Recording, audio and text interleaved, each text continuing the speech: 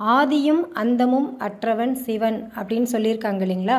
ஆக்சுவலாக சிவனை வந்து ஆதியோகி அப்படின்னும் சொல்லியிருக்கிறாங்க. இப்போது ஆதி அப்படின்னா என்னன்னு எடுத்துக்கிட்டோம்னா, ஒரு குலம் அல்லது வம்சம்னு சொல்லக்கூடிய அது தலைக்கிறதுக்கு ஆதியில் ஒரு பிறப்பு நிகழ்ந்திருக்கும்.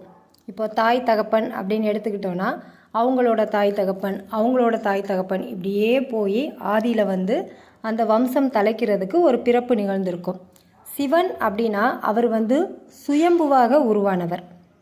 அடுத்து அந்தம் அப்படின்னு எடுத்துக்கிட்டோம்னா ஆன்மீகத்தில் சொல்லுவாங்க, நம்ம தலைப்பகுதிக்கு மேலே அந்தம் அந்த கருணா அப்படின்னு ஒரு விஷயம் இருக்குது. அது வந்து தலைக்கு கொஞ்சம் கொஞ்சமாக மேலே மேலே மேலே அப்படியே ஒரு குறிப்பிட்ட தூரத்தில் ஒரு சக்தியை உள்வாங்கக்கூடிய திறன் இருக்குது.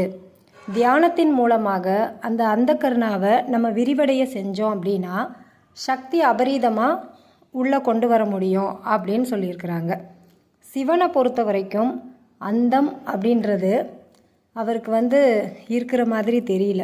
அவர் வந்து எதோடையும் தன்னை கனெக்ட் பண்ணிக்கிறது கிடையாது. இன்னொன்று பார்த்தோன்னா அவர் நினச்சாலே அபரீதமாக சக்தி கொட்ட ஆரம்பிச்சிடும். நினைப்பு அப்படின்னு கூட சொல்லணும்னு இல்லை.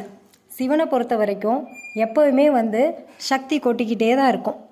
அப்போ ஆதியும் அந்தமுமாக அவரே இருப்பதால் அவரை ஆதி அந்தம் அற்றவன் என்று சொல்லியிருக்கிறாங்க. நன்றி, வணக்கம்.